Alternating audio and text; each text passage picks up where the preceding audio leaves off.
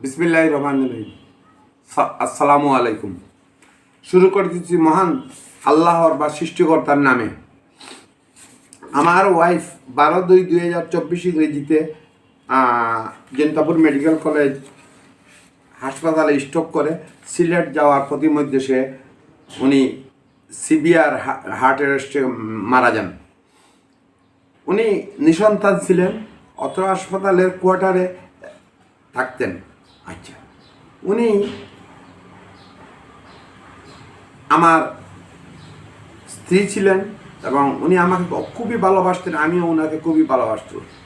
ওনার এবং আমার বিরুদ্ধে কোনো রকমের দরবার দিয়ান কোনো মামলা মকদ্দমা কোনোদিনও হয় নাই। আচ্ছা, আমার ওয়াইফ মারা যাওয়ার পরে আমার দুটো শালা এসেছে, একটা হলো আলমাস, একটা মামুন, আলমাস আর আরিফ। ওরা আমার সাথে হাত মুখ বিলিয়েছে, 1,32,000 টাকা নিছে এবং প্রায় 5 থেকে 6 ভরি সোনা নিচ্ছে। আমি কোনো দাবি করিনি, কারণ আমার শালারা মাদারীপুর থেকে এসেছে, নিয়ে যাক, কিন্তু আমি অর্ধেক পাই। আচ্ছা, এখন আমি তারপরে তারা বলছে যে দুলাভাই আপাতত কিছু জায়গা আর পেনশন টেনশন আছে, ওইটা শেষ করব।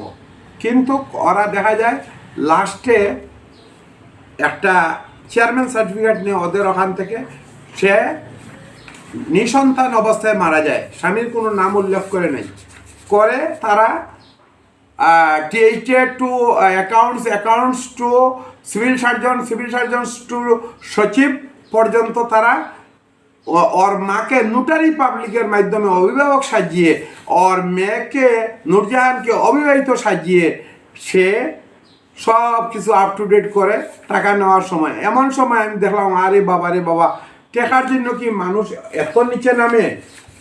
মুক্তাপুর বাজারে তার মাকে বেচা দে। তারপরে আমি বাধা দিলাম। বাধা দেওয়ার পরে এখানে প্রথম ছিলেন যে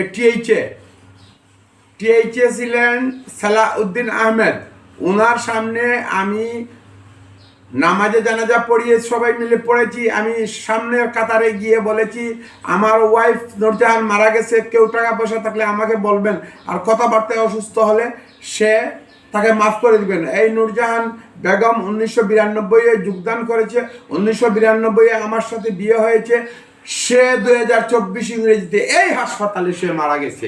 সে এখানে থাকতো, 4 কিলোমিটার দূর আমার বাড়ি, আসা যাওয়া করতো যে কোনো সময়। সে আমার বাড়িতেও একাধারে অনেক দিন থেকেছে। তো সে আমার চেয়ারম্যান সার্টিফিকেট করছে, আমি ওয়ারিশ।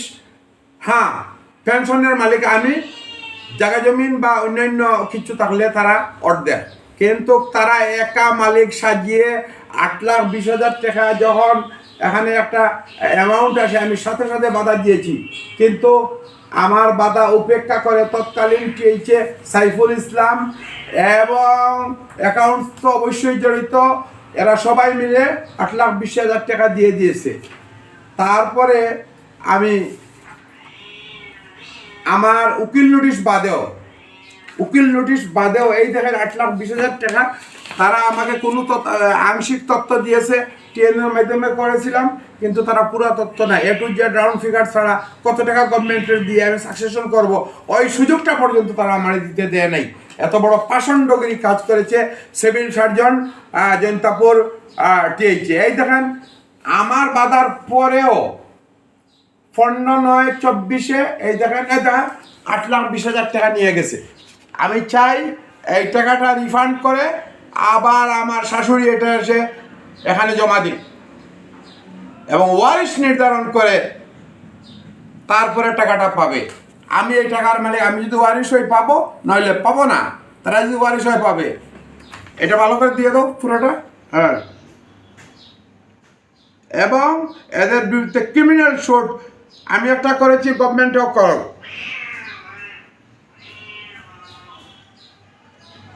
ওকে, তাদের বিরুদ্ধে এই দেখেন আর একটা হইল এই যে তারা প্রতারণা করেছে, প্রতারণার মামলা চলতেছে, আমি করেছি।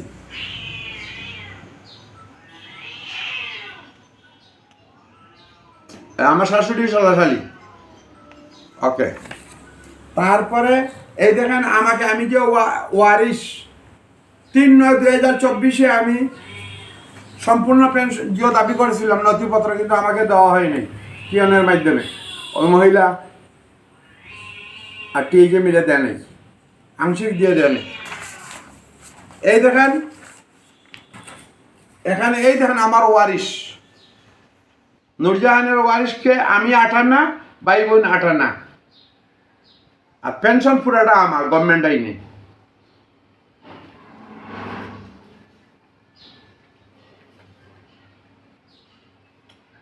এবং বিভিন্ন সময় আমি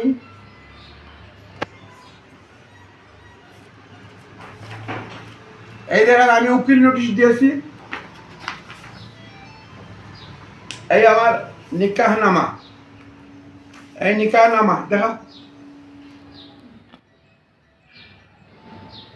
এই নিকাহনামা।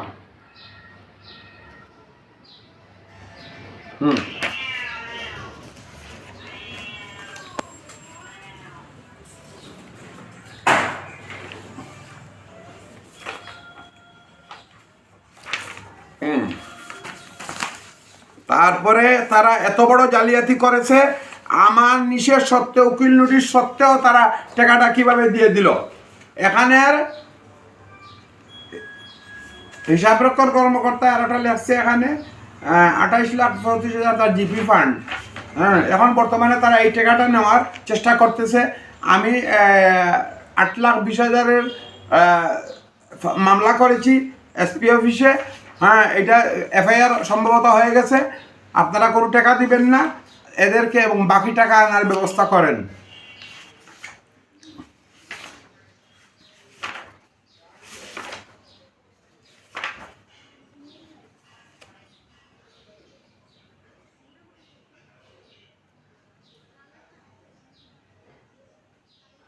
এই উম্মে সালিক রুমাইয়া, উনি 4 মাস আমাকে, এরপরে একটি সরকারি একটি গভর্নমেন্ট একটা প্রতিবেদনে এই উনি এই মিস্টার সাইফুল ইসলাম বলেছেন যে এই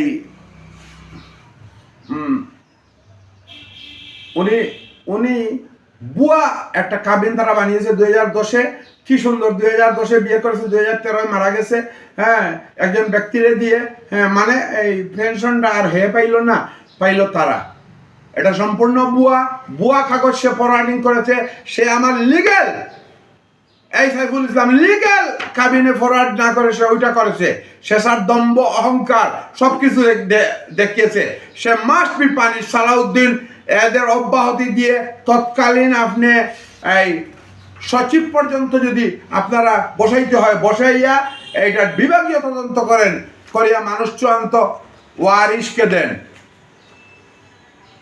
এখানে আবেদন দেখছেন এই টাকা দেওয়ার জন্য মোহাম্মদ শাহেদ আহমেদ চৌধুরী, উপসচিব, পরিচালক অর্থ ও বাজেট, নার্সিং ও মিডওয়াইফারি অধিদপ্তর, ঢাকা, মহাখালী, ঢাকা। হ্যাঁ, ওই তারা তো কিংবা অনেক জিনিস জানতে, তারা তো এরা ফরওয়ার্ড করেছে, ফরওয়ার্ডে ফাইল করেছে, তাদেরকেও এর ভিতরে আনতে হবে। তারা দোষী না হলেও দুষ্টের সহযোগী।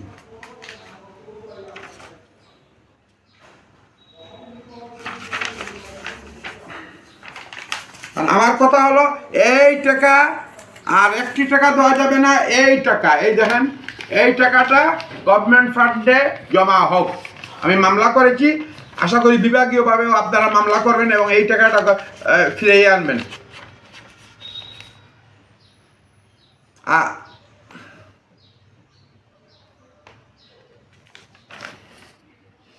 আর আমি মাদারীপুর সাহেবরামপুর ইউনিয়নের কালকিনির থানার আন্ডারচর গ্রামের অধিবাসীদের বলছি, এরা ঠক। আপনারা অবশ্যই আপনার দামানকে চিনেন। এরা ঠক, এরা টাকার লোভে একবার বলে আমার সাথে বিয়ে বসে নাই, আরেকবার বলে বিয়ে বসেছে, তালাক দিয়ে দিয়েছে।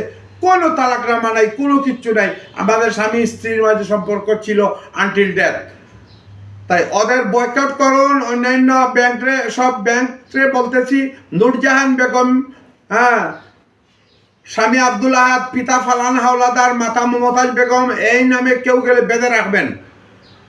এটার সাকসেশন ক্লিয়ার হোক, প্রকৃত মালিককে আপনি দেবেন। আর যদি তারা টাকা নিয়ে থাকে, সাথে সাথে মামলা করেন এবং তাদেরকে বলেন টাকা দিলে মামলা করব না, টাকা না দিলে মামলা করব। আপনারা মামলা করবেন, টাকা উদ্ধার করবেন।